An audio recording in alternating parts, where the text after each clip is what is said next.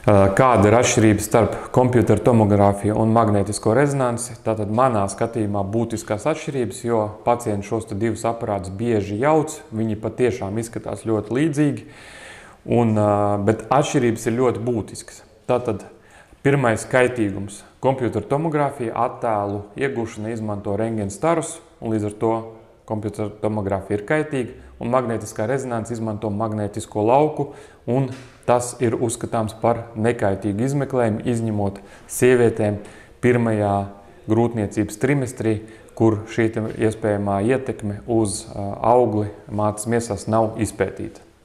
Otrais - attēlu iegūšanas ātrums. Lai iegūtu kompjuteru tomogrāfijas attēlus, ir nepieciešams 1–2 minūtes, taču, lai iegūtu attēlus magnētiskajā rezonansē, pacientam ir jāpavada aparātā no 20 minūtēm, pusstundas līdz pat 40 minūtēm, atsevišķās situācijās pat stunda. Trešais - attēlu iegūšanas kvalitāte. Tātad kopumā ir uzskatāms, ka magnētiskās rezonanses attēli ir kvalitatīvāki, detalizētāki.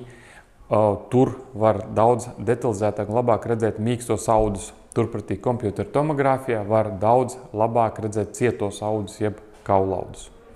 Ņemot vērā, ka kompjuteru tomogrāfija ir krietni ātrāks izmeklējums, kompjuteru tomogrāfija biežāk izmanto akūtos stāvokļos, tad, kad nepieciešams noskaidrot, kas ar pacientu ir noticis tagad un tūlīt pēkšņi.